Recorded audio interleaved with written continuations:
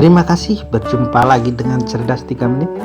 Cerdas 3 Menit kali ini akan membahas dunia panggung sandiwara. Untuk pembahasannya, ikuti dan tonton video ini sampai habis. Jangan lupa subscribe bagi yang belum subscribe.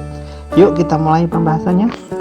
Sobatku yang baik hati, dunia bagaikan panggung sandiwara.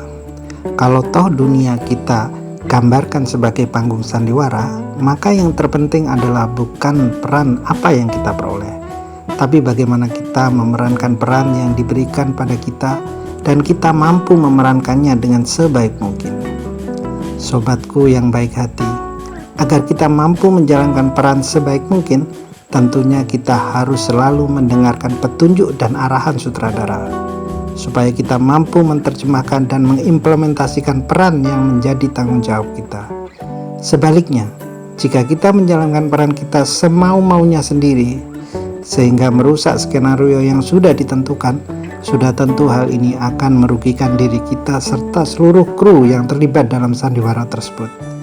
Maka dapat dipastikan kita tidak akan mendapatkan apresiasi sesuai yang kita harapkan, karena kita telah merusak skenario dan melawan sutradara dengan tidak mengikuti petunjuknya. Akhirnya kita akan mendapatkan sanksi dari sutradara.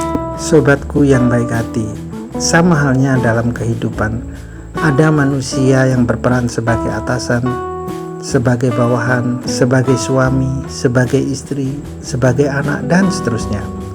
Jika kita menjalankan peran kita semau-maunya sendiri, sehingga merusak tatanan yang sudah ditentukan, itu akan merugikan diri kita, karena kita tidak mau menerima dan menjalankan peran yang telah digariskan Allah sebagai sutradara sandiwara kehidupan kita. Maka hidup kita tidak akan bahagia, karena kita tidak mampu menerima dan menjalankan peran yang diberikan Allah pada kita. Akibat dari kelalaian kita akan menerima sanksi dari Allah. Sebaliknya, jika kita menerima dan menjalankan peran sesuai arahan dan petunjuk yang diberikan oleh Allah, pasti hidup kita akan bahagia. Sobatku yang baik hati, ketahuilah, kebahagiaan itu terwujud jika kita selalu diberkahi oleh Allah.